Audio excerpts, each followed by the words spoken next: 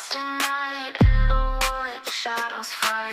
Bombs take gold, can't take flight. Power's gone, nothing's right. Cauldron cold, no more fire. Potions fail, dreams expire. Spirits whisper, call me liar. In the dark, lost desire. Purchase cry, echo loud. Through the fog, through the shroud. Mystic force, once so proud, now just whispers in the crowd.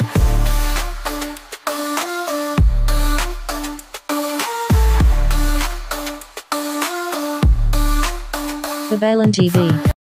Hello Virgo, welcome po sa inyong reading. So this is for February of 2025 reading, our monthly reading, no?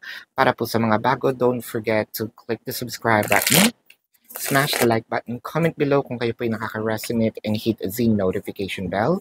Kung gusto niyo pong sumali sa ating live sessions, dun po yan sa ating kabilang channel, that is Babaylan TV.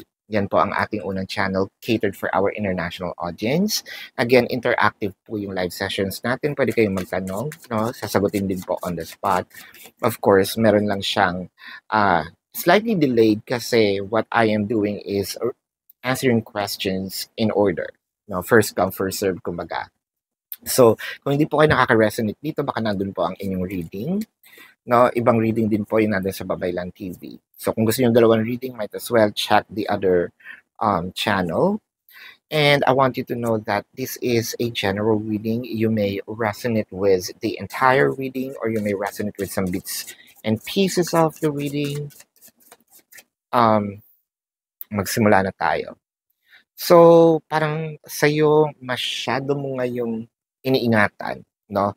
Kung paano natin i-deliver ang isang mensahe. It could be something that it can be a good news. It can be, out of anger. Probably we learned something from the past. Pinagtitimpian mo na, no, konting-konti na lang gusto nung magsalita. Ngayon, kasi kapag binuksan mo na yung bunganga mo, alam mong puro galit ito. With the King of Swords. Now, King of Swords is a person almost ready to attack, no? Pero these are most of the time, King of Swords are very cutthroat. No, bago siya tumayo, the King of Swords is going to make sure na nalatayan ka na bago siya gumawa ng action. And this person has the ability para saktan ka, no, by words. Kaya ang ginagawa mo ngayon is you're keeping everything to yourself. So far, no? Yun ang iyong sabihin nating papel sa nangyayari sa sitwasyon. Ayaw mo munang magsalita. Now, with the Five of Pentacles, kasi alam mo kapag nagbitaw ka na ng salita, either someone will left you out in the cold or you are going to left someone out in the cold. So which means magkakaroon ng separations dito. Parang feeling mo, ay hindi naman siya makakatulong, no? How we can resolve the issue, no? Pero parang feeling mo nasasagad ako, no? Parang konting-konti na lang nasasagad ako. Either you're checking for some proof, no? Either you're checking for some evidences. Now, that is for romance. However, when it comes to work, no, ang sinasabi mo dito, kailangan ko maging maingat. Kasi, kung trabaho ito, hindi basta-basta na pwedeng magbintang ako. Now, I need to get some proof, no? Ngayon, nagtatrabaho ko ng palihim, for me, parang makakuha ko ng sapat na ebidensya, no? Either this is to kind of patunayan na mali sila or kailangan kong ipagtanggol yung sarili ko kasi there may be some accusations about me, no? Pwede rin ito sa pamilya kasi kung sa pamilya, parang ang pangit ng impression sa'yo. So, what you're trying to do here is, sige, hindi ako makipagtalo, pero ang gagawin ko, tsaka ko bubuksan ng bunganga ko kapag meron akong ebidensyang kukuha or hawak, no? With the star in here, parang pinakapangalagaan mo yung reputations. It could be your reputations, your person's reputation, or it could also be your the relationship's reputation. It might also be pinapangalagaan mo yung position mo when it comes to work, no? Pinapangalagaan mo yung pagiging kapatid, no? Or magulang or anak, no? When it comes to family situation.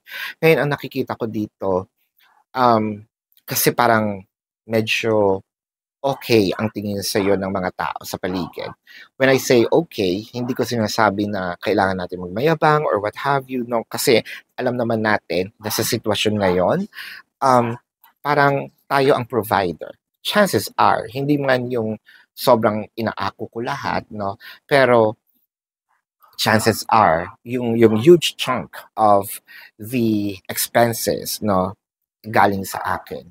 Now, with the Page of Swords, no, ako din ang ang nangangalaga ng harmony when it comes to our connection. Again, whether it is job related, whether it is family related, no, or romantic life. Sa akin ito, no, kapag nag-breakout ako, kapag nag-amok ako, nagmaoy ako, no, I feel like sa akin ako ang pagmumulan ng gulo kahit ako ang biktima.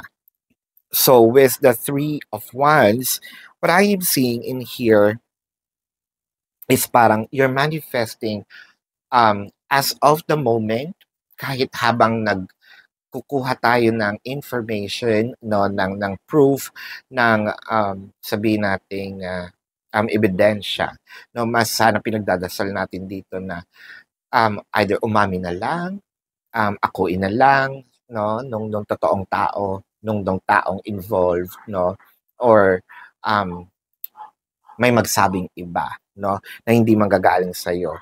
Chances are, no, with the Six of Wands, ito kasi yung good news, no, na parang feeling ko hindi man sa'yo manggagaling pero madi-deliver ito ng ibang tao. The Knight of Wands, kung meron man tayong mga kasong kinakaharap, no? Whether it is case, sa barangay, kahit sa loob ng bahay, discussion sa bahay. It can also be, no, kasi ako yung pinuputokan ako yung masama, ako yung kontrabida, no? What you're doing in here is the Seven of Wands. You're trying to be strategic, but I feel like with the Five of Cups, kasi masyado tayong hindi sobrang pagpipigil naman. What I am seeing here is a bit of a regret.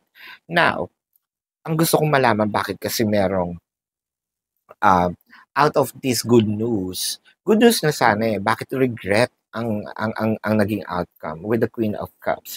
Good news na sana, kaso pinoprotektahan din natin, no?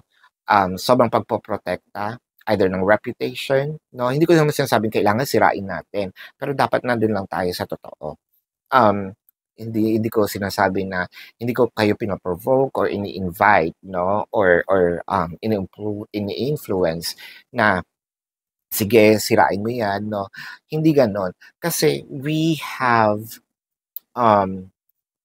we should stand, lalo na if you're adult, no? We should stand on the consequences, no? And pay for doon sa mga decisions natin. There are always consequences, whether it is good or bad. You have to learn from it, diba? I think that because of too much protection na rin, kasi nga, medyo close sa atin, no? Itong tao. Now, with the Eight of Cups, instead of moving forward, parang let it pass by. Pero I feel like baka gawin kasi. Ito yung nakikita ko with the Five of Cups, na with the Five of Swords. Let's just say, letting it pass by. Instead, sana yung justice na makukuha mo, I feel like, sige, bibigyan natin siya ng another chance or ng chance, no? No one's going to be reprimanded. So, walang sabihin nating makukulong, walang mapaparusahan sa mga actions. Pero, ito yung sinasabi natin na sana pala ginawa ko na lang. Yun yung regret. Pero then again, no? Kasi nga, we are protecting ourselves. Who knows, baka nga hindi na rin gawin, no? Pero kasi yung justice na dapat natin nakukuha, supposedly, dapat nakuha natin. Kasi kung magpapalit naman kayo ng sitwasyon, baka tinuluyan ka rin, di ba? So this is your reading, Virgo, with your good heart. So before natin i-check ang zodiac sign ng tao, no, or ng person mo, I want you to know again, nasa kabilang channel po, nandun po yung link ng aking, nandun po ang live session. So, interactive po yan, ano? So, pwede kayo magtanong doon. Kung hindi nyo po yung naaabutan, pwede naman kayo magtanong dito sa comment section as long as the question po is answerable by yes or no. Alright? Pero kung hindi po kayo papatulugin ng yes or no na sagot, dumiretso na po kayo dun sa description box. Nandun po yung link ng aking website. Nandun po yung question form, amount per question, name, number, QR code for your reference.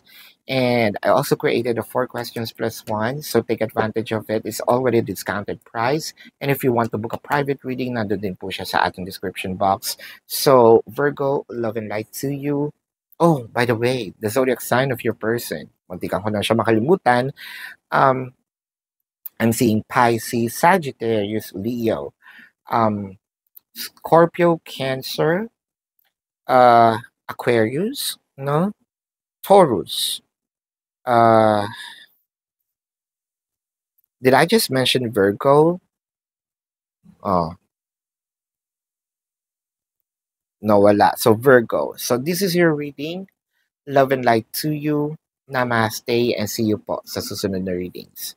Goodbye.